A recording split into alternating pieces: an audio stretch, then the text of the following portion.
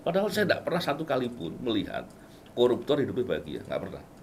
Ayah seperti saya, Mas Novel, dan ayah yang lain itu konsentrasinya di luar, sehingga ketika anak kehilangan keteladanan terhadap ayahnya, dia kemudian melihat sekelilingnya dari kaum perempuan. Tidak salah, cuman kurang kalau hanya. Dan saya yakin kalau orang punya fondasi yang kuat, punya akhlak yang baik, pastinya karakternya juga baik, itu menjadi modal, menjadi fondasi untuk sukses di bidang apapun.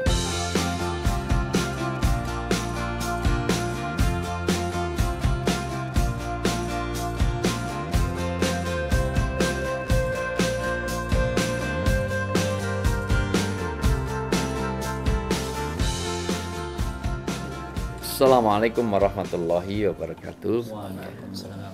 Alhamdulillahirrahmanirrahim. Sahabat surgaku, pemirsa El Kalam, Lembaga Konsultasi dan Kajian Islam. Alhamdulillah hari ini Masya Allah dapat anugerah agung. Saya mendapatkan berkah yang Masya Allah, ketamuan orang yang cukup berbobot lah, paling enggak lebih berbobot dari saya. Satu Pak Bambang Wijayanto, ahlan wa sahlan bi hudurikum, selamat datang di kampung, di pesantren saya, di pondok saya, di gubuk saya. Ini mohon maaf sangat sederhana inilah ya. Dan tapi wow. Oh wow. Ini, makanya background kita sesuai dengan di belakangnya Pak Bambang, jadi api yang menyala itu sebenarnya. Dan Mas Novel Baswedan, sehat selalu, khair Ustaz. Alhamdulillah. Masya Allah. Ini Ustadz saya, ini senior saya pada bidangnya masing-masing. Saya tidak perlu menyampaikan siapa Pak Bambang Wijayanto, keterlaluan kalau orang nggak kenal beliau. Apalagi nggak kenal Pak Novel Baswedan, itu sangat keterlaluan. Wong capresnya adalah saudaranya dia, itu minimal satu marga lah Baswedan, ya itu semuanya. Dan kita tidak akan mengungkap semuanya tentang apalagi air keras segala macam, itu di luar kita. Tetapi pertama saya ingin introdusir sedikit, yayasan ini adalah Yayasan Bina Anak Soleh. Kami ada di beberapa kota. Ini ada Ibu Insinyur Lili Indriati dan Ustadz saya, Ustadz yang paling lengket di sini, baru saja selesai tadi kajian setiap Sabtu pagi, tafsir Quran di dom kita setiap Sabtu pagi, sekaligus pimpinan di El Kalam, Lembaga Konsultasi dan Kajian Islam. Mudah-mudahan tidak lama lagi ada Ustadz Imaduddin yang dari Madinah, ini nggak tahu masih. Lagi olahraga. Oh baru olahraga, ya tadi karena memang tidak kita setting untuk lupa saya janjian. Ustadz Thayyib Arifin ini dari Al-Azhar, dan ini biasa bahwa sebenarnya ada mahasiswi-mahasiswi dari STAIT, Sekolah Tinggi Agama Islam Terpadu. Ini jurusan yang manajemen apa jurusan yang Syariah. Oh kelas syariah. Program surga, Pak. Oh program juga kelas syariah, kelas syariah Ya. yang baru saja mendapatkan wakaf 4.500 meter di pinggiran kota Jogja untuk kita bikin kampus. Kira-kira perlu dana sekitar 35 miliar, baru dapat 6 miliar. Jadi kekurangannya monggo Pak Bambang sama ini, karena setahu saya percetakan uang itu di Jakarta. Jadi Jakarta mengalir ke Jogja. Monggo masih ada lahan surga. Ya. Saya nggak minta, ngingatkan kewajiban aja untuk Pak Bambang. Sama itu semuanya sudah berdiri masjid. Tinggal finishing. Alhamdulillah masjid 3 berapa lantai, Pak? 4 lantai. 4 lantai karena masjid itu masjid yang Darus Solihah, itu Darus Solihin, itu masjid yang ramai sekali jalan tapi belum ada masjid. Yang ada tempat ibadah lain. Walaupun nggak ada jamaahnya. Ya, jamaahnya dari luar di situ, tapi tempat ibadah lain itu megah-megah semuanya. Padahal di situ lalu lalang orang muslim yang begitu rupa. Jadi kita bangun masjid dulu, selebihnya nanti kampus untuk anak-anak kita yang sekarang ikut di sini di STIT itu. Yang isi masjid. Insya Allah pengisi-pengisi masjidnya, takmir masjidnya semuanya dari sini. Orang kampung sudah menunggu, Pak. Ya, orang kampung menunggu sekali karena memang orang yang pinggiran Jogja, Pak, pinggiran Jogja, dan karena memang Jogja ini ada dikelilingi oleh tempat ibadah, apalagi ke arah puncak sana, ke arah Kaliurang, karena itu ada beberapa tempat ibadah, sekolah ibadah, yayasan yang kuat-kuat di sana. baik secara finansial maupun Konsep secara networknya secara internasional. Dan alhamdulillah tentu BIAS ini bergerak di bidang pendidikan untuk lembaga dakwah dari sisi pendidikan, dari mulai batita itu umur 2 tahun sudah boleh di sekolah tempat kita. Sudah sejak berjalan, Pak, 1,5 tahun. 1,5 tahun. Asal punya anak sudah bisa berjalan, sudah boleh ditaruh di BIAS. Taruh saja nanti insya Allah. Belum boleh masuk ya? Ya. Kalau jalannya baru 2 tahun berarti boleh masuk. Ya, pokoknya sudah bisa ditinggal gitu ya. Pokoknya bisa ditinggal oleh orang tuanya. Enggak, itu memang syarat fisiknya itu harus sudah bisa jalan. Harus bisa jalan. Kalau nggak bisa jalan kita agak kesulitan. Memastikan bahwa anak ini sempurna.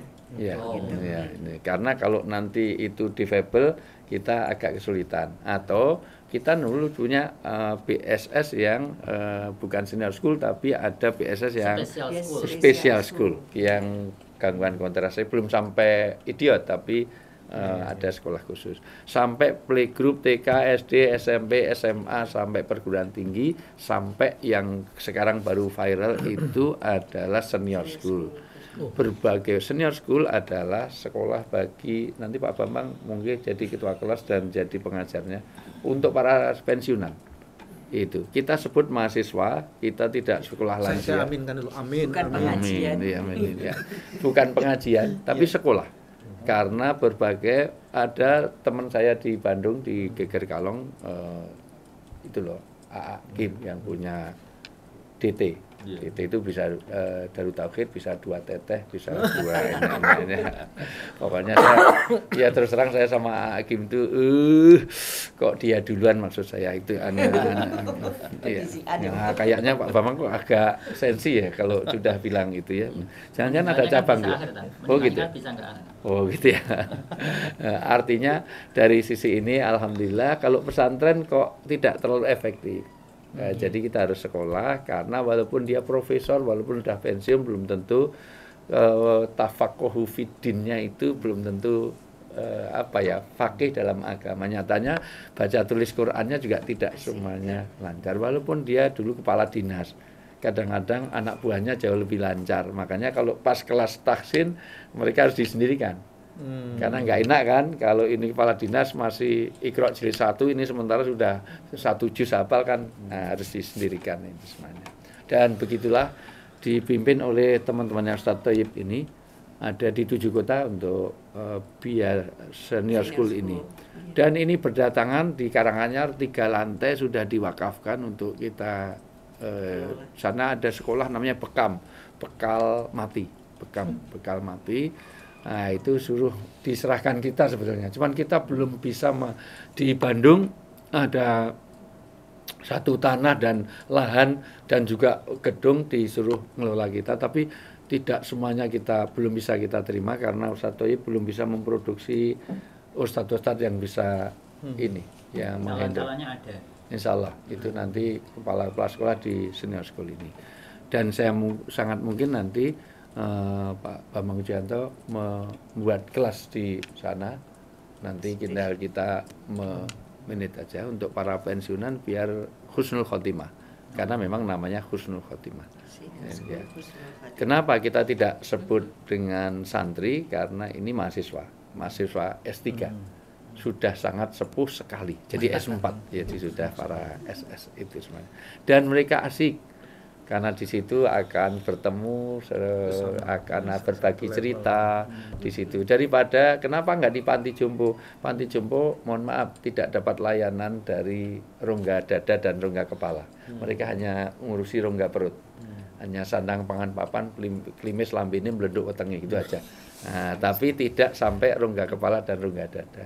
Maka kita buat sekolah itu pagi sampai sore saja. Kita juga belum bisa pagi sampai siang karena kita nggak memungkinkan untuk tinggal ya, belum ini. Kan ngerawat orang tua lebih sulit daripada anak-anak. Iya, begitulah. Jadi ini pengantar saya Bu Delili boleh menambahkan sedikit tentang BIAS ya. Langsung aja nggih, Pak. Saya mulai dari yang paling senior yaitu senior school Husnul Khotimah. Jadi memang landasannya itu dasar pemikirannya itu adalah adanya ketidakmampuan atau kurangnya pemahaman terhadap agama kita bagi sebagian orang yang mereka itu rata-rata asing dengan lingkungan masjid, lingkungan pengajian dan sebagainya. Itu adalah peluang kami. Mereka sangat ewuh kalau seandainya harus bergabung bersama-sama dengan orang yang ahli masjid. Nah, kami membuat forum bagi beliau-beliau ini yang sebenarnya begitu orang itu purna tugas biasanya banyak kehilangan jabatan jelas ya, kehilangan kesempatan untuk eksis itu jelas. Terus mereka baru mulai terpikir, oh ya saya dalam urusan agama saya besok mau mati, apa bekal saya? Itu ada semacam kesadaran seperti itu. Inilah yang kami tangkap.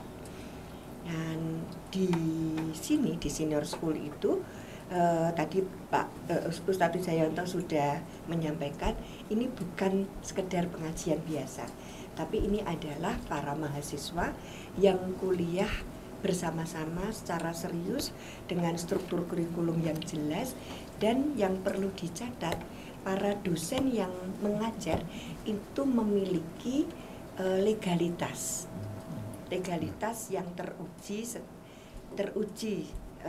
secara formal maupun dari sisi akademis maupun dari sudut pandang masyarakat ya. Karena tidak semua lulusan jadi kami mengambil dari LC dan rata-rata mereka dari Timur Tengah. Ya, karena kalau dalam negeri terus terang kalau dari UIN ya, ada yang jurusannya itu jurusan tadris yang walaupun dia SAG sarjana alam gaib juga tapi kadang-kadang jurusannya bukan jurusan yang detail kepada agama kan gitu ya. Tidak komprehensif maksud saya. Karena ada yang tadris matematika kan, tadris IPA gitu kan nggak bisa.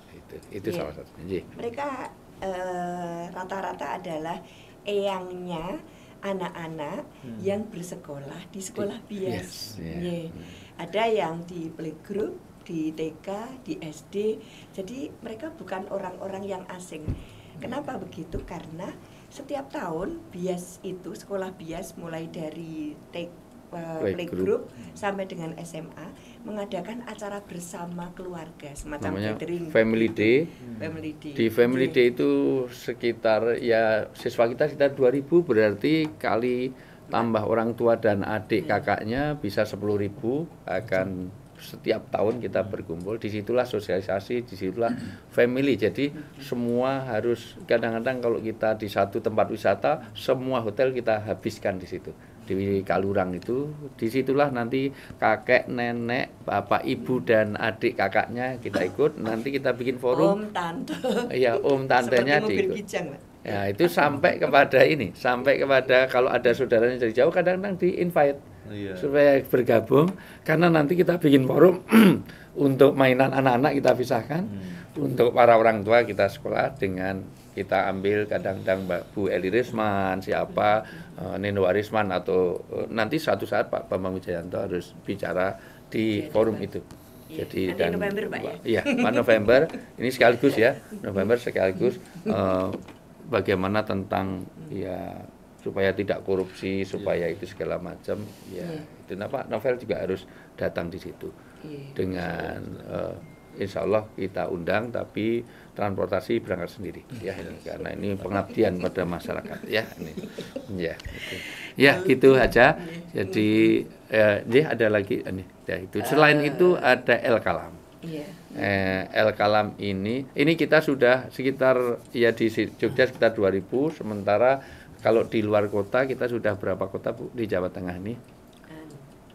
19-20-an. Mulai dari Purwokerto, sini Cilacap, Bombong, Kebumen, terus sampai ke timur itu Solo. Dari Solo sampai Semarang, Kudus, Jepara, Pati, Juwana, sudah nggak susah ngitungnya, sudah ini Klaten sama ya itu semuanya. Sementara ada El Kalam. El Kalam ini memang lembaga konsultasi keluarga dan juga masalah agama. Awalnya ya semua masalah kaitannya dengan fikih, tetapi mengerucut memang banyak akhir-akhir ini berkaitan dengan keluarga, baik dari dalam maupun luar negeri. Berapa kali dari Jerman, berapa kali dari orang kita yang di Jepang, kita berjam-jam. Bahkan salah satu kemarin 2 jam penuh ya Ustaz Thayyib, 2 jam kita hanya dengerin orang menuliskan air mata, nangis tentang masalah keluarganya. Itu. Ada sebagian saya sempat nyuri untuk ngerekam suaranya itu, Masya Allah. Jadi ya begitulah. Ternyata masalah keluarga itu semakin banyak dari kalangan artis maupun selebriti, pejabat publik sampai kepada ya rakyat jelata. Jadi teman-temannya Mas Novel dan teman-temannya Pak Bambang sudah banyak yang kesini. Iya, serius, nggak usah saya sebut. Kalau saya sebut namanya pasti kenal. Artis-artisnya pun juga pasti kenal karena sangat terkenal sekali. Ya, baik mengenai pernikahan maupun masalah yaitu sampai kepada aborsi, sampai waris, sampai kepada itu. Ustaz Thayyib, apa El-Kalam ini yang paling dominan apa Ustaz Thayyib? Memang kalau awalnya itu El-Kalam didesain untuk merespon pertanyaan-pertanyaan harian seputar ibadah, itu sholat, haji, puasa. Tapi memang trennya 2 tahun terakhir ini memang rumah tangga ya, khususnya rumah tangga kaum elit gitu ya. Dan memang ada kecenderungan bahwasannya dari list atau big data yang masuk ke kita itu ada kekhawatiran dari kami para El-Kalam itu melahirkan generasi-generasi yang nanti apatis terhadap isu-isu pernikahan gitu. Sehingga kekhawatiran kita antara adalah ketika media itu selalu lebih condong, lebih cenderung, lebih menampilkan bahwasanya pernikahan itu identik dengan perpecahan, konflik, KDRT, hal-hal yang tidak enak lah. Padahal kan itu sebenarnya by design ya. Padahal kan al-aslu fin nikah itu as-sa'adah was-sakinah. Esensi dan pokok dari pernikahan itu adalah kebahagiaan dan ketenangan. Nah itu yang ingin kita explore, ingin kita tampilkan bahwa dari forum El-Kalam, Ustadz sempat mengajak kita juga nanti roadshow tentang beliau punya program rumah tanggaku surgaku itu ya, bagaimana proses pernikahan itu dijalani mulai dari awal proses ta'aruf, saling perkenalan, kemudian proses pernikahannya, resepsinya bagaimana, kemudian rumah tangga, ibarat kata mulai dari sebelum menikah sampai setelah menikah punya anak, itu semua ada konsepnya. Tujuannya final targetnya adalah khusus untuk link ini Bapak Novel dan juga Bapak Bambang adalah menyampaikan sebagai kontra. Mungkin memang kita tidak bisa lawan media mainstream ya yang sangat betul-betul didanai, ada konsep, tapi setidaknya ini adalah bentuk pertanggungjawaban kami nanti di hadapan Yang Maha Kuasa bahwasanya ada yang namanya El-Kalam, sebuah lembaga yang fokus untuk mengadvokasikan, menjelaskan tentang esensi pernikahan, bahwasanya yang serem-serem itu memang betul itu fakta, tapi itu hanya fakta kecil. Banyak di sana juga contoh-contoh rumah tangga yang sakinah mawaddah warahmah, baik secara konseptual maupun secara faktual. Nah ini yang perlu kita eksplorasi dan juga kita advokasi kepada media, kepada publik ya, bahwasanya pernikahan tidak seserem itu. Semua masalah apapun itu ada solusinya, insya Allah di El-Kalam. Tentu banyak juga yang kemudian berterima kasih, kemudian mengapresiasi apa yang sudah kita lakukan, tapi ada juga yang kemudian tidak fix karena apa? Sekali lagi ini lembaga konsultasi, tidak memutuskan, hanya memberikan pertimbangan. Yang dulu ada kasus pramugari yang suaminya adalah seorang AU jenderal juga kayaknya, itu ke sini. Dan juga ada aparat juga penegak hukum. Dunia itulah, dunia sekitar ya perselingkuhan yang banyak, perselingkuhan, perceraian, wirok, divorce, KDRT itu sebenarnya. Ini salah satu contoh yang memang saya merekam. Saya duduk, dibilangin saya diajarin, kalau perlu ditempelin saya Pak Ustaz. Tapi suami saya tidak pernah melakukan itu. Saya dibiarkan dengan 1001 pertanyaan. Kenapa suami saya seperti itu? Setiap saya ajak bicara, saya seperti bicara dengan tembok, Pak Ustadz. Saya ditinggalkan, segalanya dan dianggap saya nggak ada. Dan ini ini Kalau bawa kita- anaknya ke sini. Jadi dan anaknya baru tahu kalau ternyata selama ini ada KDRT, ada will, ada pelakor, ada apa. Ya, anak-anak itu ternyata.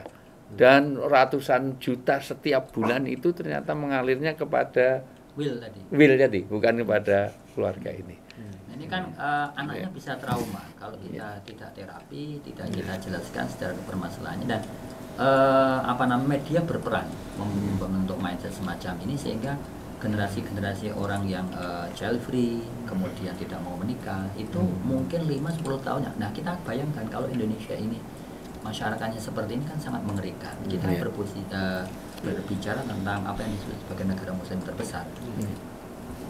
Sebagai negara yang konon digadang-gadang akan memimpin dunia Islam, itu boleh jadi benar, boleh jadi tidak, tapi concern kita adalah jangan sampai bahwa kalau ada Rasulullah mengatakan an-nikah sunnati itu bagaimana sesuatu yang sunnah, sesuatu yang identik dengan kewajiban, kebaikan, kebahagiaan, ketenangan itu justru kemudian oleh media dijelaskan sebagai tadi identik dengan perselingkuhan, KDRT, perceraian, hal yang tidak baik itu. Maka ini adalah ikhtiar dari Al-Kalam untuk memberikan edukasi spesifik. Tentu ada lini-lini banyak. Tentu kayak tadi senior school dan juga ada kajian-kajian spesifik kitab begitu ya. Bahwa kita di sini itu belajar mengambil satu kitab tertentu yang dipelajari. Jadi asatidz itu juga berbelajar. Ya, dan bahkan kita melengkapi semua referensi. Baru saja hadir datang tadi adalah dari Kairo. Itu memang setiap ada buku-buku baru yang perlukan, kita usahakan semaksimalnya ya kami bisanya itu.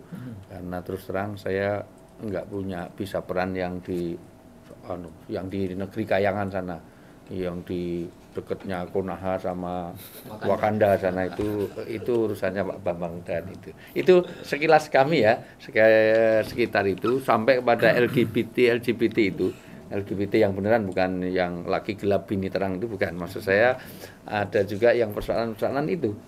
Jadi betapa orang yang hari-hari ternyata tidak tahu kalau suaminya itu punya kelainan, istri, padahal punya anaknya itu, padahal orang yang cukup jabatan tinggi, tapi ternyata dia punya will-nya itu laki-laki, sesama laki-laki.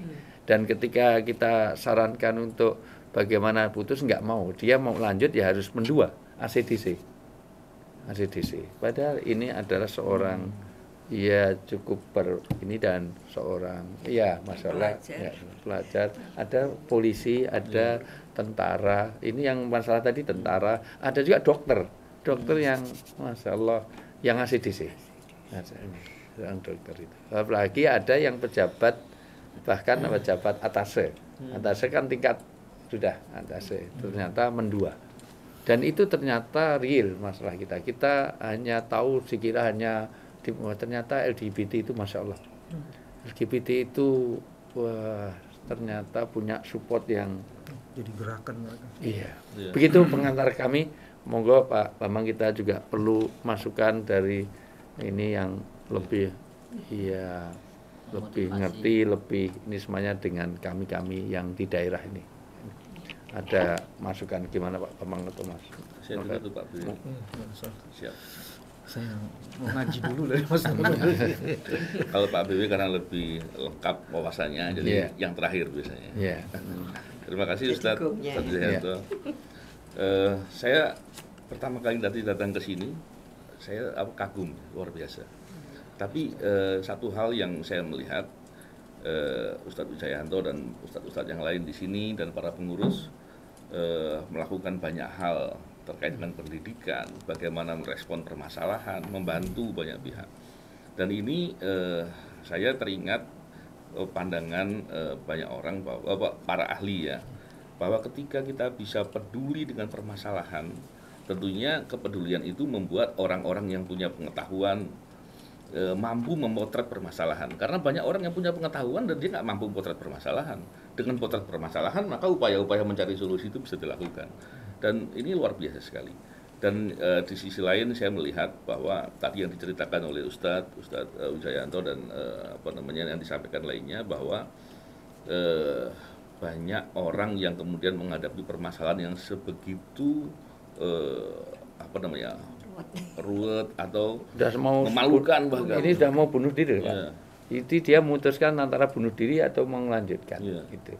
Ya. Artinya Ustadz, saya memandang begini, segala sesuatu kalau dilakukannya tidak berbasis agama, tidak dekat dengan agama memulainya, pasti problem semua.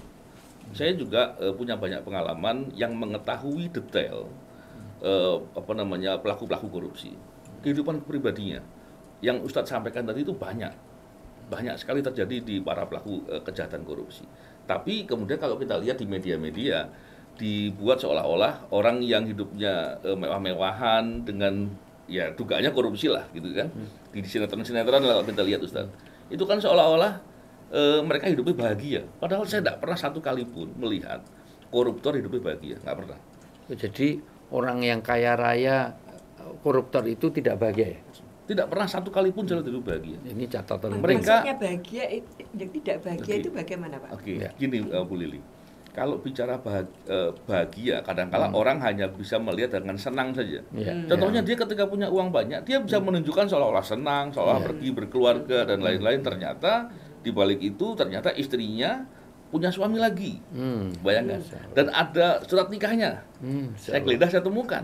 Jadi ini poliandri ya berarti? Iya, poliandri. Salome, Dan- satu lubang rame-rame nih. Nah, Iya. Kalau orang poligami secara agama dibolehkan, Iya. walaupun kalau kemudian melakukan dengan cara yang salah itu menjadi problem. Ini melakukan itu bagaimana shocknya ini laki-lakinya. Insya Allah. Dan itu suatu hal yang sangat mengerikan. Jadi kayak ada arisan suami itu terjadi, benar ya? Saya menduga ada begitu ya. Tapi walaupun saya belum pernah melihat detailnya Iya. masalah-masalah begitu. Cuman Tapi Jayanto, kosakata yang melangit itu sedikit dibumikan. Banyak teman-teman kita yang masih itu. Maksudnya Dunia. dulu sana itu ada arisan, jadi ada fenomena katanya arisan itu teman-teman mahasiswa. Karena ini orang lurus-lurus saja nggak pernah, ini kayak tunnel vision saja, jadi kayak di terowongan nggak pernah lihat kanan kiri. Jadi di Jakarta. Malah jangan diajarkan. Tapi tahu di Jakarta itu ada arisan, dapat hadiahnya itu adalah seorang artis atau seorang yang itu hadiahnya itu untuk dinikmati seorang laki-laki yang untuk bisa menikmati. Iya. Naudzubillah min dzalik bagi kita ya, Iya. itu. Tapi ternyata menurut Pak Bambang mesti lebih tahu lah Pak BB. Teman-temannya Saya kayaknya banyak. belajarnya dari Mas Oh, Novel. kembali ke iya Mas Novel. Ya lanjut Pak. beliau yang Ya, ahlinya. insyaallah. Jadi saya menggambarkan bahwa bukan sekedar itu. Keluarganya pun anak-anaknya kebanyakan rusak. Mungkin anaknya sekolah di luar negeri, tapi akhlaknya bermasalah.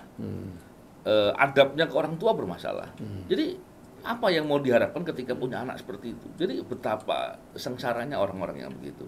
Nah, kalau saya melihat dari segala fenomena itu, tentunya itu perlu disampaikan ke publik dengan harapan orang kalau mengetahui kemudian tidak kemudian tergoda dengan yang dimuncul di sinetron-sinetron seolah-olah dengan segala cara untuk kaya, bermewah-mewahan, akan hidup bahagia.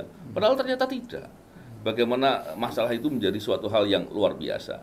Bahkan di beberapa kasus, ketika orang berbuat korupsi kecil, dan kemudian dia bisa dengan uang tambahannya tadi berbuat maksiat, contohnya masuk ke pelacuran gitu seandainya. Ketika seperti itu yang terjadi, justru itu dipakai oleh orang-orang yang memanfaatkan jasanya dia. Contohnya orang yang punya kuasa lah gitu kan di pejabat di pemerintahan, dan kemudian dipakai untuk menyuplai terus. Yang dengan begitu perbuatannya tambah rusak, orang mengambil keuntungan dengan cara seperti itu. Jadi betapa kalau dilihat dengan perspektif itu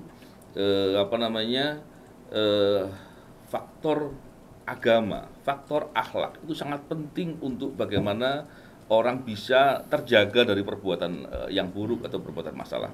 Oleh karena itu ketika saya melihat di sini pendidikan agama diberikan sejak usia dini, itu luar biasa, itu kekuatan yang luar biasa. Bahkan saya melihat begini, Pak Ustadz, seandainya orang itu paham betul tauhid, seandainya contohnya gini, saya bukan orang yang ahli betul untuk menyampaikan soal agama, tapi orang Padang Pasir maksudnya itu kan. Dari kita belajar agamanya kan dari sono, dari iya, seandainya Ustaz, anak-anak itu paham bahwa ketika nasihat Rasulullah SAW kepada Ibnu Abbas contohnya, di poin tengahnya aja lah, seandainya semua orang bersatu padu memberikan kebaikan untuk kamu, atau bersatu padu memberikan mandorot untuk kamu, tidak akan pernah bisa. Artinya apa? anak-anak dipahamkan bahwa kau jangan bergantung sama orang, kau jangan takut sama orang. Ketika pahamnya seperti itu, betapa dia akan menjadi orang yang hebat. Nah ini hal-hal begini, dan saya yakin di sini pasti akan diajarkan hal seperti itu. Karena kalau kita lihat contohnya fenomena di penegak hukum, ketika menghadapi orang yang tanda kutip dianggapnya kuat, wah nabrak tembok nih, lu masa penjahat dibilang tembok yang nggak bisa dibongkar? Ini kan kesalahpahaman gitu. Bahkan kalau kita melihat di beberapa kasus, pelaku-pelaku kejahatan diberikan simbol-simbol yang heroik. Contohnya kelompok mafia atau pelaku yang terkait dengan masalah pajak dibilang Pandawa 5, loh Pandawa dibilangnya. Atau mafia yang terkait dengan masalah distribusi pangan, 7 samurai, kan gagah sekali. Padahal penjahat gitu kan. Nah ini kan salah paham gitu. Nah, ketika orang paham dengan tauhid, dia tidak akan mau begitu. Dia akan melihat bahwa penjahat ya letaknya di sebagai pelaku kejahatan, dan orang yang berbuat baik juga nggak boleh takut. Nah, ketika memahami ini yang luar biasa, maka basis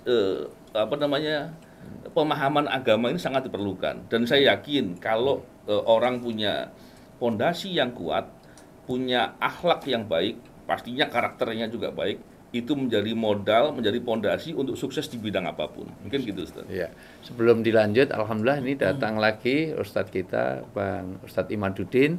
Ini alumnus dari dikasih kursi. Ini kebetulan keponakannya Bude Lilik sendiri. Jadi keponakan, jadi sini aja sudah bersama. Ya, tukar Bude Lilik yang ya. Ya.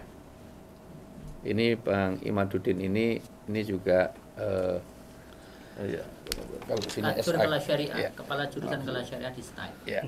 Ini dari Madinah. Beliau dari Madinah. Ya. Nah, ini salah satu yang memberi solusi-solusi keagamaan di El Kalam kita, lembaga kajian dan konsultasi mengenai Islam ini. Ustadz ahlan wa sahlan, mohon maaf ini kita bajak waktunya karena ini. By the way, Pak BW sama Pak Novel dalam rangka apa ke Jogja sebetulnya?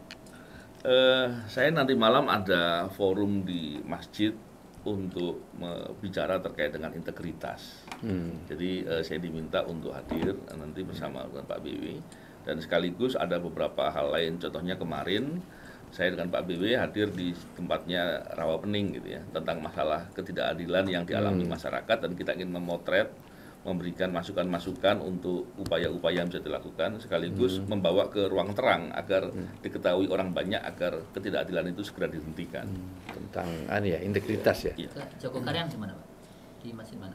Nanti mungkin habis ini ada juga mau Joko Karyan. Oke, karena jelas innasidqo yahdi ilal birri wa innal birra yahdi ilal jannah. Jadi memang integritas itu penting ya. Itu memang hal yang paling pertama ditegakkan itu ya al-amin, yang bisa jujur, yang memang susah. Orang yang nggak jujur pasti nggak tenang lah itu. Betul. Kucing aja kalau mencuri makanan dari meja dia jelalatan kok itu. Apalagi kita pergi bawa uang sendiri dengan uang rakyat pasti nggak tenang. Kita pergi bawa istri sendiri dengan bawa istri orang pasti nggak tenang lah. Teman-teman El Kalam kan bisa ngalamin. Gimana? Gitu ya Mas Bewi, yang ada pengalaman enggak? Saya paling akrab dengan Mas Bewi karena satu kita kan, kalau ini Baswedan, kalau saya Wijayanto kan satu marga. Satu marga Mas Wijayanto. Jadi gimana? Masih ada? Ya, silakan. Ini guru kita, Masya Allah. Teman-teman El Kalam, betul-betul hari ini saya alhamdulillah saya tidak mengira, karena waktu saya dihubungi hanya Mas Novel saja, ternyata bahwa senior saya, ini saudara saya ini, Masya Allah. Terima kasih Ustaz. Yang pertama mengucapkan terima kasih, ini diterima dengan luar biasa. Kalau orang bilang anak muda sekarang, Ustaz, ini bukan sekedar keren tapi wow. Jadi ada faktor wow-nya itu yang membuat kekerenan itu menjadi semakin dahsyat. Wow, harus ditingkatkan lagi gitu katanya. Ya. Pakai gini, wow gitu. Maunya tasdid berarti. Wow. Kalau tasdid kan jadi kencang, lebih kuat ya Ustaz. Ya. Kalau biasa saya, respon saya saya belum bisa. Saya biasanya gini Ustaz. Nah, ini bunyi ya. Saya mau bagi 3 nih Ustaz. Bagian pertama saya mau coba menangkap dan mengabstraksikan apa yang tadi sudah dijelaskan oleh Ustaz. Bagian kedua mau coba mengkomunikasikan itu dalam, saya mau menggunakan lebah sebagai filosofi untuk menyempurnakan atau membulatkan apa yang disampaikan. Terus ketiga, apa yang mesti kita lakukan ke depan. Jadi 3 poin itu. Bagian pertama, orang berpikir pendidikan itu hanya mengajarkan pengetahuan dan skill. Tapi sebenarnya di pendidikan itu kita sedang membangun generasi. Dan juga sebenarnya bukan hanya generasi, kita sedang membangun peradaban, Ustaz. Dan ini cocok sekali, begitu banyak masalah yang muncul. Jangan-jangan kita ada yang salah dengan pendidikan. Atau belum ada proses pendidikan yang membuat kita menjadi seseorang yang tatakun itu. Misalnya begini, di mana tempat menjadi ayah dan ibu yang baik? Di mana belajarnya? Kita cuma di SD, SMP, SMA, sarjana. Menjadi ayah yang baik itu gimana? Hari ini menurut Ibu Eli Risman, di Jakarta ada satu penyakit yang disebut dengan father hungry. Orang yang kelaparan, yang hilang, lapar atas keteladanan seorang ayah. Dan itu jangan-jangan yang menyebabkan munculnya generasi lembayung, Ustaz, yang tangannya gitu. Yang citayam, ya. Yang citayam. Karena apa? Ayah seperti saya, Mas Novel, dan ayah yang lain itu konsentrasinya di luar. Sehingga ketika anak kehilangan keteladanan terhadap ayahnya, dia kemudian melihat sekelilingnya dari kaum perempuan. Tidak salah, cuman kurang kalau hanya itu. Nah, itu jangan-jangan. Dan saya dari sisi kritik itu merasa sangat berdosa karena menghabiskan sebagian waktu itu di luar rumah. Nah, itu yang mungkin harus diperbaiki. Nah, sebenarnya juga pendidikan itu menjadi penting karena dalam pendidikan itu kita yang di sini kan bukan keterampilan dan knowledge-nya ya, tapi akhlaknya yang dibangun. Dan yang lebih menarik lagi tadi bukan sekedar akhlak ini, mencari jalan keluar. Karena sekarang salah satu ilmu yang sedang dicari untuk menjadi pemimpin yang dahsyat itu adalah problem solving. Kalau saya tadi lihat itu sebenarnya banyak masalah di sini, jangan-jangan ini adalah sumber solusi. Dan kalau sumber solusi itu artinya ini oase, Ustaz. Hari ini kita kekeringan. Bukan karena cuaca ekstrimnya yang luar biasa, kita kekurangan dahaga keteladanan. Kurang guyup untuk bersama-sama menyelesaikan masalah tanpa menimbulkan masalah. Seperti Pegadaian katanya Ustaz. Boleh nggak saya sedikit instruksi? Gimana kalau Mas Novel dengan Pak BW kita lamar sebagai salah satu problem solver yang akan menjadi tim kita. Jadi mulai saat ini sudah menjadi Ustadz kita di El Kalam. Nanti ada kalanya. Karena belum lama juga Babi Haikal juga kita bawa untuk memberikan solusi untuk pas kesini. Pokoknya ini orang-orang ini sayang, ini kan matahari yang ini harimau yang menyembunyikan kukunya. Ini perlu, ini kita kan baru kucing-kucing ya, ini harimau datang itu, ini matahari, kita hanya bulan bintang aja, ini ada matahari. Jadi anytime kapanpun pokoknya welcome, ahlan wasahlan, red carpet untuk Ustadz Novel dan Ustadz Bapak. Iya. Itu ya. Ustaz, Jadi, terima kasih Ustaz. Tapi itu oke. Tadi poin saya. Jadi dari titik itu sebenarnya kalau mau dibagi pembelajaran itu adalah satu yang paling dasar meningkatkan skill dan pengetahuan. Tapi yang kedua sebenarnya bagaimana membuat pembelajaran yang bisa membahagiakan. Itu susah itu Ustaz. Bagaimana pembelajaran yang bisa membuat orang menjadi dewasa dan punya kemampuan problem solving itu susah. Di mana nyarinya nggak ada. Atau membangun life skill yang sesuai dengan kebutuhan zamannya. Jadi dia kompatibel dengan kebutuhannya. Tadi itu yang menarik sebenarnya senior citizen Husnul Khatimah. Saya mau kasih 3 ilustrasi dalam soal ini. Pertama, sekarang kita bonus demografinya memang sampai 2030 itu disebut dengan anak muda. Hampir 60% usia produktif kita adalah anak-anak muda, Ustaz. Itu sebabnya hari ini anak muda diperebutkan oleh calon presiden. Nyerempet sedikit, Ustaz. Iya. Calonnya agak ke sini aja. Yang ada markanya. Nah, itu sebabnya anak-anak muda itu harus cerdas, dia harus memilih pemimpin yang baik. Kenapa begitu? Ini poin yang kedua. Presidenmu adalah siapa kamu. Kalau kamu biasa-biasa aja, kamu pasti dapat presiden yang biasa-biasa saja. Tapi kalau kita sebagai komunitas itu sesuatu, maka presiden kita pasti sesuatu. Nah, yang paling menarik adalah bagian yang ketiga. Bagian ketiga dari orang tua itu, Ustaz. Apa itu? Setelah 2030, Ustadz ini udah melakukan sesuatu gitu. Itu akan banyak orang tua kita, orang-orang di Indonesia yang berusia lebih tua. Atau usia tuanya itu panjang. Sehingga kemudian struktur demografi kita itu kan berubah. Orang tua jauh lebih banyak. Dan tidak ada sekolah setelah menjadi tua. Padahal mereka mempunyai kehebatan. 1, knowledge-nya luar biasa. 2, bukan hanya knowledge-nya, jaringannya dan aksesnya luar biasa. Dan kalau ini dikapitalisasi, Ustadz, itu kan menjadi sebuah kekuatan sebenarnya. Nah, Ustadz Wijayanto sudah mulai masuk di era itu di mana orang belum berpikir mengenai itu. Rumah sakit kita saja sekarang kebanyakan nampung anak muda. Padahal kita membutuhkan rumah sakit yang khusus untuk orang tua. Terapis kita harus untuk terapis yang untuk orang tua, bukan yang tidak olahraga sakit itu. Nah, terus pembelajaran apa lagi nih di bagian pertama yang juga kurang? Ustadz, hari ini kita menghadapi satu serbuan yang luar biasa. Kita melakukan flexing, narsis, jumawa, dan sebagiannya melakukan doxing. Flexing itu pamer.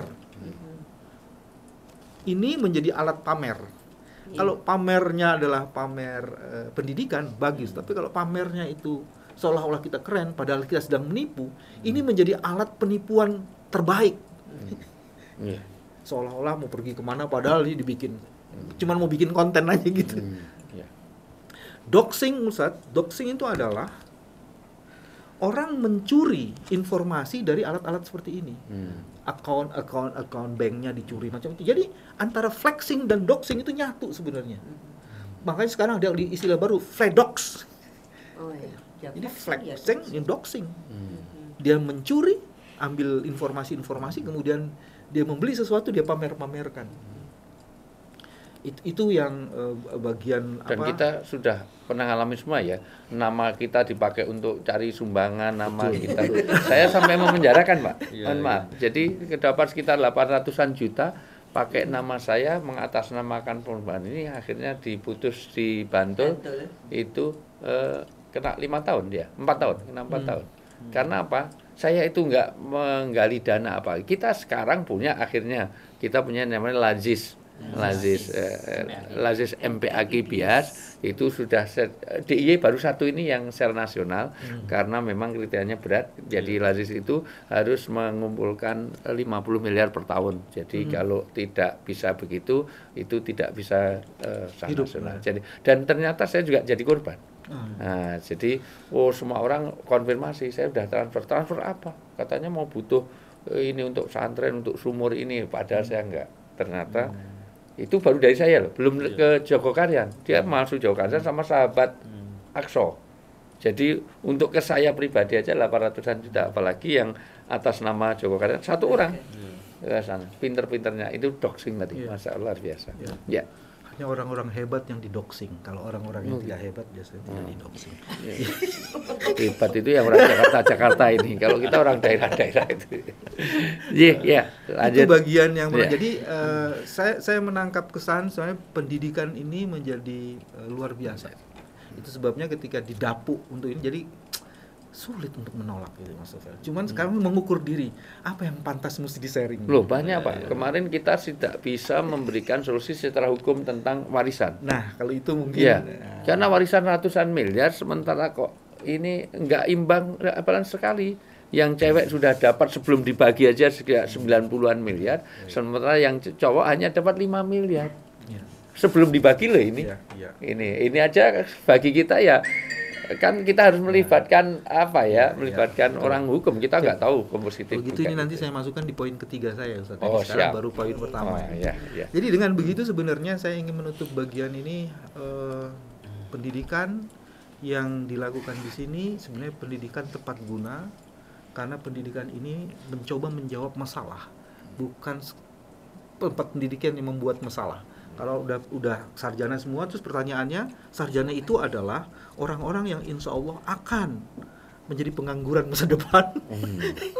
Jadi kalau tadi di sini sarjananya dicetak karena sudah ada pekerjaan mulia, itu jadi luar biasa. Jadi kompatibel dengan kebutuhan. Dan bukan hanya itu, sebenarnya di sini proses pendidikannya ini adalah saling memberi, membagi, dan merujuk kepada Al-Quran dan Al-Hadis. Jadi mudah-mudahan dengan begitu akan menarik. Itu sebabnya sebelum saya jelasin filosofi lebah, kalau lihat sedikit korma, Ustaz, belajar mengenai menanam korma, itu ada yang menarik, Ustaz. Korma itu kalau mau menanam yang baik, dia harus ditanam di kedalaman 1 meter. Bijinya itu kemudian di atasnya dikasih batu, Ustaz. Kenapa begitu? Biji korma ini dipaksa sebelum dia mampu memecahkan batu, dia harus masuk di kedalaman gurun-gurun pasir itu untuk mencari sumber air. Kenapa begitu? Orang yang hebat dan dahsyat itu, kalau keyakinannya kuat dan berakar dari Al-Quran dan Al-Hadis, maka dia akan menjadi tonggak yang akan menjulang. Itu sebabnya kurma itu ratusan tahun. Kelapa sawit cuma 20 tahun. Kurma itu ratusan tahun. Sejak zaman Umar, Sayyidina Umar, kurma itu masih ada sampai sekarang. Jadi luar biasa. Nah, saya sekarang masih di bagian kedua soal lebah. Filosofi lebah. Tadi pagi saya di ini Mas Novel sholat subuh di masjid didapuk suruh. Waduh, saya bilang. Nah, karena tadi sudah kurma, saya sekarang membagi lebah. Filosofi lebah. Lebah begini, ada yang menarik dari lebah. Pertama begini, lebah hanya mengambil dari yang baik dan dia hanya memberi yang baik. Lebah tidak mau masuk mengambil makanan tidak dari sari bunga. Jadi dia hanya mengambil sari-sari bunga. Dan yang paling menarik, intuisi dia kalau sudah ada satu bunga dimasuki satu lebah, dia tidak akan masuk lagi di situ, Ustaz. Itu dianggap bukan daerahnya dia, bukan wilayahnya dia. Jadi kalau kita sudah belajar dari filosofi lebah, sebenarnya sebagian masalah yang tadi muncul, jangan-jangan selesai, belajarlah dari lebah.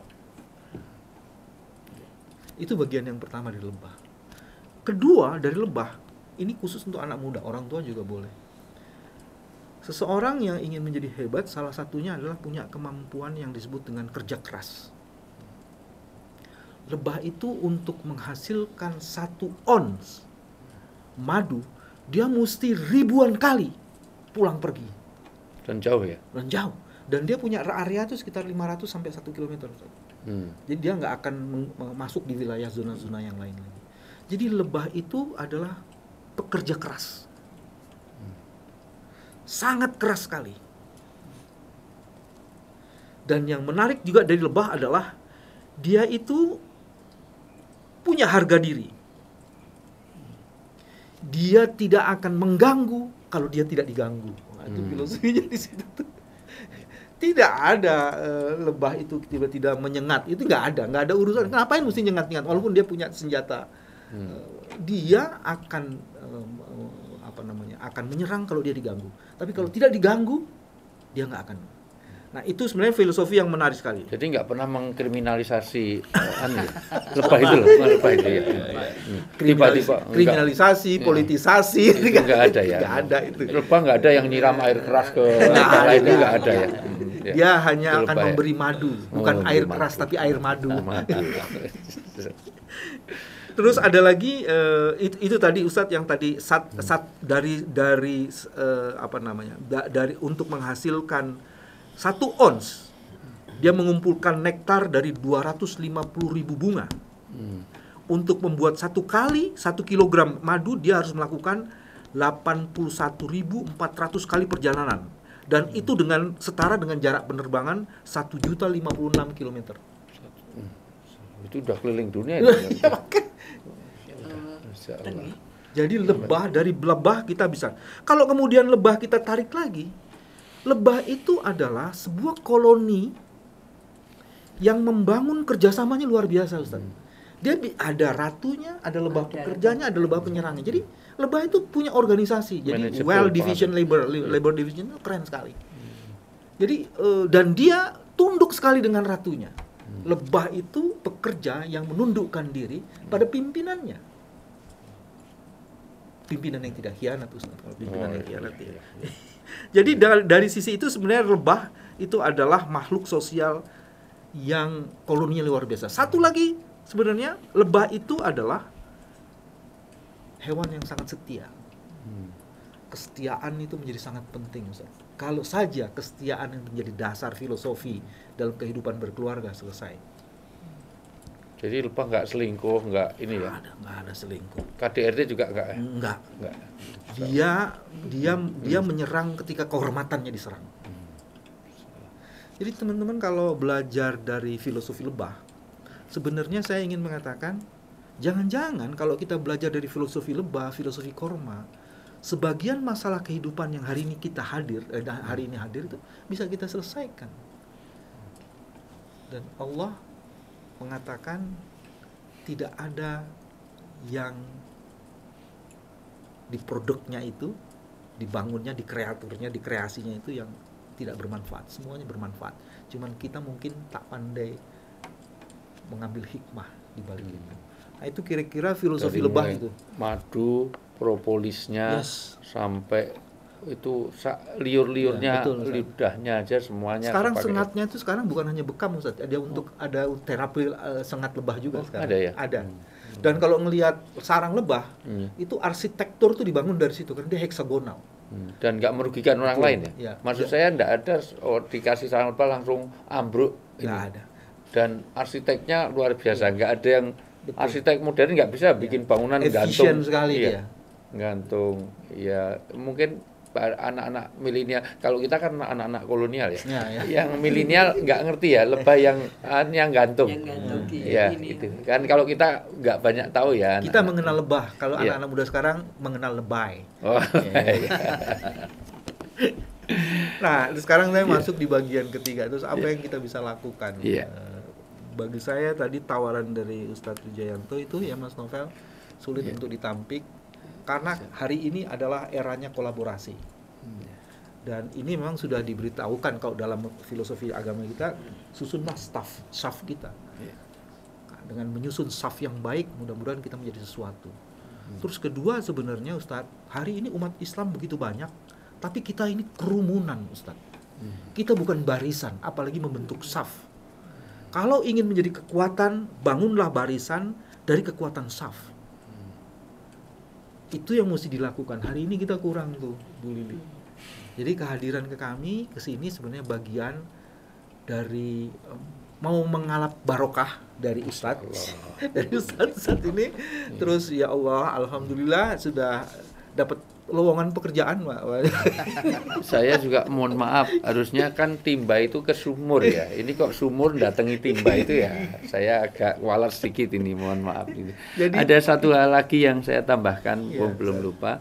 Kita itu punya lembaga sosial. Jadi satu, kita dengan Lazis itu sebenarnya kita ada kajian pengayuh becak dan tambah buruh gendong sih sebetulnya. Jadi pengayuh becak itu setiap sebulan sekali kita kumpulkan, kita kasih sembako, kita ajari beragama dengan baik, sholat, ngaji, semuanya, semua pengayuh becak itu setiap sebulan sekali kita ini.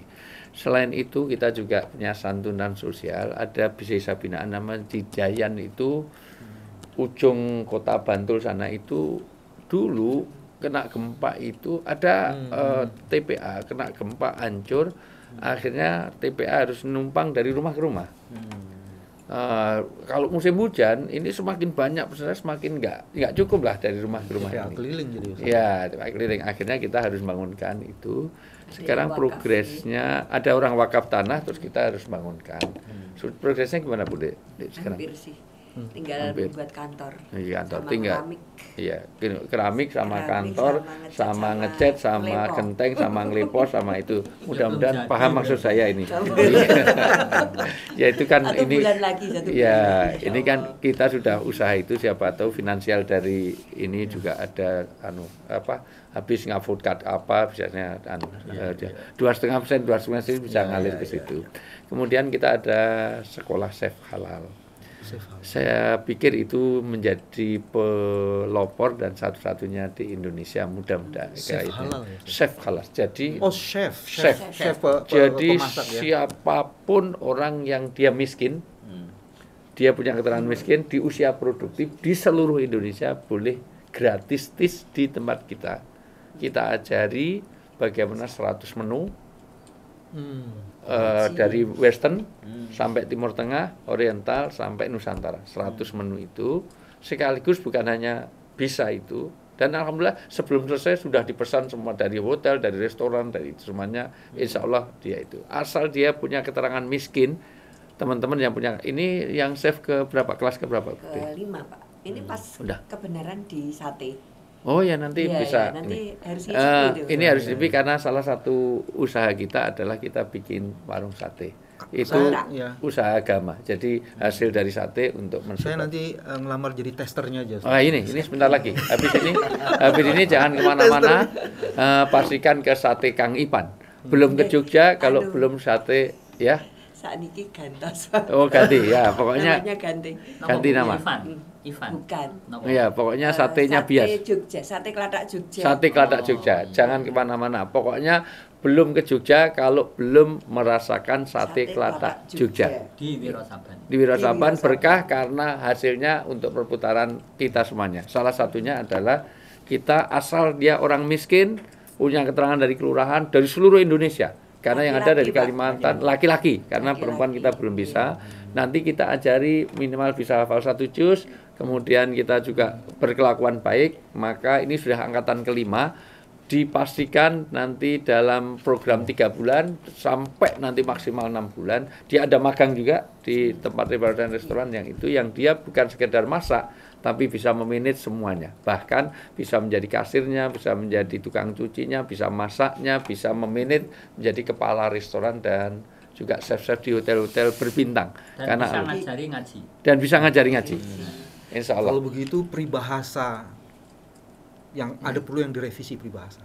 Kalau orang dulu kan kalau orang tidak mampu berilah makan ikannya, ya kan? Bukan. Itu setelah itu digantikan. Jangan kasih ikan, kasih kail. Kalau sama Ustadz di sini tidak hanya dikasih ikan dan dikasih kail, dikasih tempat, diajarin sholat, jadi semuanya fidunya hasanah wal akhirah. Jadi semuanya itu. Jadi orang ini diperbaiki akhlaknya dan itu tuntunan Nabiullah Muhammad. Dan karena kita gitu maka kita perlu donatur satu hasil dari praktek masak karena memang alat set itu mahal. Satu set itu 20 juta.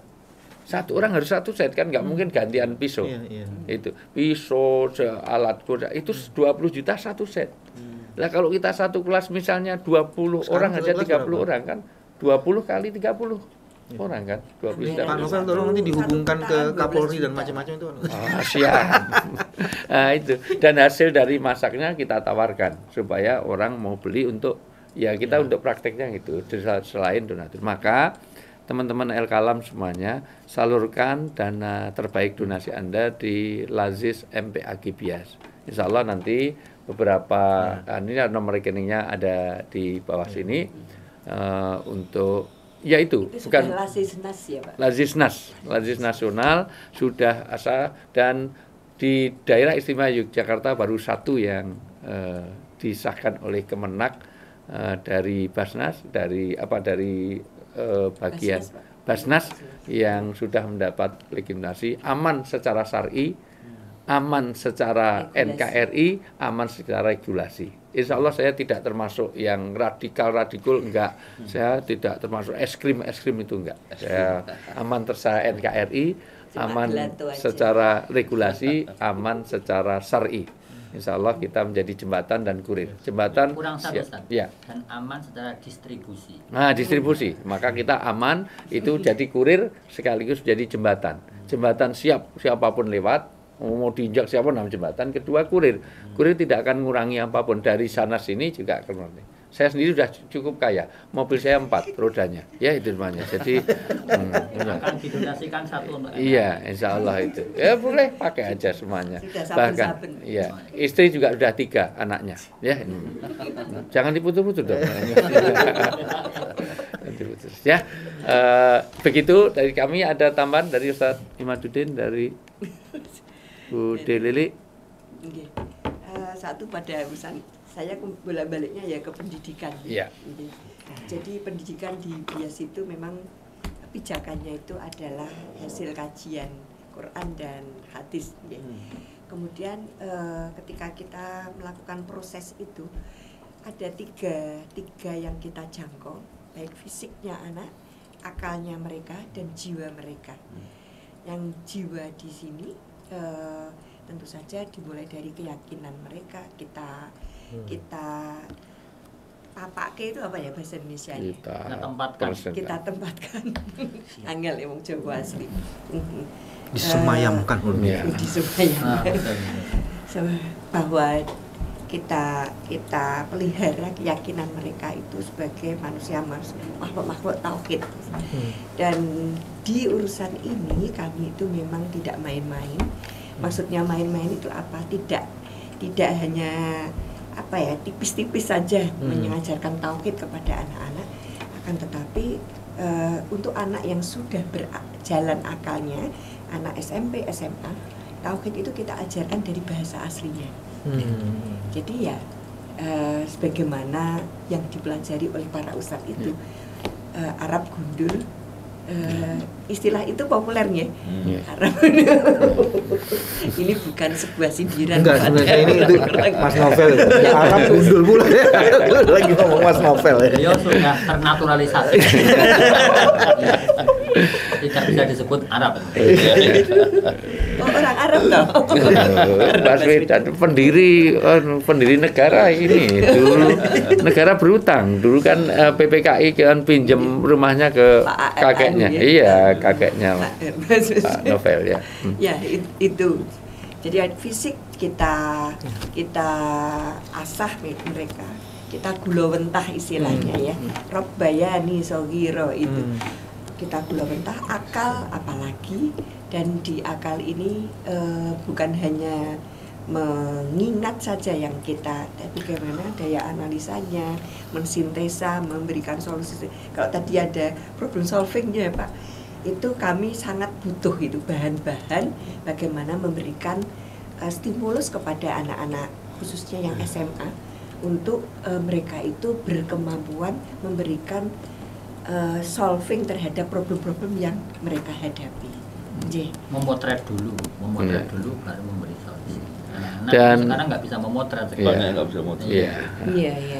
Walaupun ya, tapi so far alhamdulillah lah hari ini belum 100% yang kita harapkan, tapi paling tidak anak ini menjadi agent of change di keluarganya. Rata-rata anak-anak kita itu menjadi guru bagi orang tuanya. Minimal hafalan Qur'annya jauh lebih banyak daripada bapak ibunya. Baca Qur'annya kadang-kadang malah bapak ibunya minta diajari oleh anaknya. Nah, jadi ini yang rata-rata terjadi di tempat kita. Bahkan ibunya yang tadinya nganter masih pakai daster, lama-lama sudah, dulu awal-awal itu ya nganter pakai daster itu pakai cincin sobek-sobek, tapi lama-lama sekarang menjadi soleh-solehkah. Karena dalam situasi yang serba kalau saya mau pakai istilah tuh ya kacau ini, maka diperlukan agents of change. Dan lulusan di sini jangan-jangan salah satunya adalah game changer. Game changer tuh mereka melakukan perubahan. Jadi tidak ada yang tidak melakukan perubahan. Jadi ini sebenarnya generasi yang ingin betul-betul melakukan perubahan. Itu menurut saya sih luar biasa sekali itu. Alhamdulillah. Iya. Alhamdulillah, Masya Allah. Ini kalau saya lanjut sebenarnya masih ada, ya kita ini kan hanya katak di dalam kolam ya itu. Kalau ikan dalam kolam itu harus dijernihkan dulu airnya. Kolamnya kalau kolam raksasa. Iya, ya. Tapi masalahnya sehebat apapun katak di dalam kolam itu tidak bisa paham betul dengan kondisi lautan. Maka ketika dia pamer seperti apapun, laut itu luasnya mana dengan diajak keliling kolam, jauh lebih dalam laut, lebih luas laut. Tapi kalau selamanya tidak bisa menjelaskan bagaimana dalamnya lautan, maka kata yang ada di Jogja, teman-teman bias ini sebenarnya tidak bisa paham tentang bagaimana lautan, kecuali kata itu diambil dibawa ke kelautan. Makanya kita ini hanya kata-kata di dalam kolam, sementara ini ada kata dari laut yang insya Allah tidak cukup kehadiran sekali ini. Ini saya masih banyak yang harus saya tanyakan, tapi ya ini jadi menyandra saya juga ini. Sementara saya juga harus 1 minggu baru cukup itu. 1 minggu baru cukup, maka kita harus menunggu, ini bukan yang terakhir. Dan ini sekaligus lamaran saya secara resmi, ini menjadi tim El Kalam, tim dari Bias, tim konsultan, dan tim untuk ini ibaratnya ini Mas ta'aruf, khidbat langsung udah satu udah langsung deal ya. Ya, deal ya. Deal. Di maharnya ini dah. Yang ini juga loh. Deal. Lebih tepatnya penembakan di tempat. Di tempat. Tapi sekali lagi ini lembaga non politis, jadi kami tidak, mohon maaf saya tidak berafiliasi pada politis itu semuanya, walaupun kita juga harus peduli pada politis ya kita. Gitu. Langsung kami undang aja nanti pada silaturahim Ustadzah se-Indonesia. Se-Indonesia kita harus jadi. Kita di mana, Hotel Brompto, Pak? Di Hotel Brompto di Jogja. Antara tanggal 21 sampai Desember. Desember. Ya, mudah-mudahan saya belum berangkat umroh. Ya, sesudah ya. Desember nanti insya Allah salah satunya kita harus memberikan, ya kita harus melek hukum, kita harus melek. Jadi dalam tafsir Tontowi Johari dikatakan arif tusari walakin lalisari ditauqihi. Pelajarilah satu kejahatan supaya kamu bisa menghindarinya, bukan untuk melakukannya. Maka kalau kita tidak tahu tentang jahatnya korupsi, kita tidak bisa menghindari korupsi. Karena beberapa teman yang saya beberapa kali ke Sukamiskin, ke itu ternyata secara administratif saja dia merasa tidak ngambil katanya gitu. Itu tapi karena administrasi, ternyata kita tidak tahu tentang ini. Orang kalau nggak tahu ilmu copet mudah kecopetan. Ternyata ilmu copet itu ada, karena saya dulu salah satu pemimpin tobatnya Preman Jogja yang sangat terkenal. Allah yarham, karena mudah-mudahan husnul khotimah. Itu Guncek, itu Robin Hood-nya Jogja. Dulu semua fasilitasnya saya kemanapun saya dikawal pakai pistol, pakai itu sama Cak Nun, sama MHN Najib, saya selalu difasilitasi. Ternyata untuk ini sedikit ilmu copet. Copet itu ternyata dia ngambil itu di saku kanan. Maka jangan pernah naruh dompet segala macam di saku kanan. Maka kalau biasa saku kiri, kalau apalagi kalau malah belakang yang kiri. Karena rata-rata copet itu tahu kalau naruh barang berharga itu di kanan, di saku kanan. Maka kalau di kiri, maka ini. 2, jangan berdiri di tengah-tengah. Kalau ada tembok mending mepet. Nah, itu salah satu ilmunya. Nah, kalau di sini kalau ada kecopetan segera teriak. Dauri gitu. Dauri itu adalah nama prokemnya, artinya copet. Berarti ini keluarga copet, keluarga preman. Jadi kalau bilang dauri itu tidak layak, maka nanti dikembalikan. Dan itu khusus untuk Jogja. Di Jogja karena itu kata itu. Tapi juga menasional. Karena saya juga pernah dulu, itu contoh ya. Contoh saya itu makan bersama Intel bersama itu, tahu-tahu dipecah kaca saya, diambil barang saya itu. Itu tahu-tahu ternyata bisa ngerti karena saya mimpin tobatnya preman, maka semua copet di seluruh Malioboro dipukuli sama ini. Kurang ajar ustadz saya di ini. Akhirnya semuanya mengembalikan, saya malah dapat untung. Jadi umrahnya itu semuanya kembalikan dengan baik. Terima kasih semuanya. Pokoknya ini mudah-mudahan bawa keberkahan, ziyadatul khair, kebaikan untuk kita semuanya. Terima kasih, ini ibarat ya kita kedatangan tamu agung, orang yang cukup berbobot di antara kita ini, insya Allah lebih berbobot dari Ustadz Thayyib ini. Lebih berat. Langsung pegang perut. Ya terima kasih, mudah-mudahan ini memberi manfaat kepada teman-teman El Kalam. dan juga seluruh keluarga Bina Anak Soleh di seluruh jaringan Bina Anak Soleh di Indonesia ini. Wallahu muwaffiq ila aqwamit thoriq. Billahi taufik wal hidayah. Nun wal qalam wa ma yasturun. Fastabiqul khairat. Walafu minkum. Ini untuk mengakomodasi NU, Muhammadiyah, semuanya biar semuanya ya, itu semuanya. Ya sudah tercukup semuanya ya. Assalamualaikum warahmatullahi wabarakatuh. Subhanallah wa bihamdika asyhadu alla ilaha illa anta astaghfiruka wa atubu ilaik. Terima kasih sekali. Buat closing.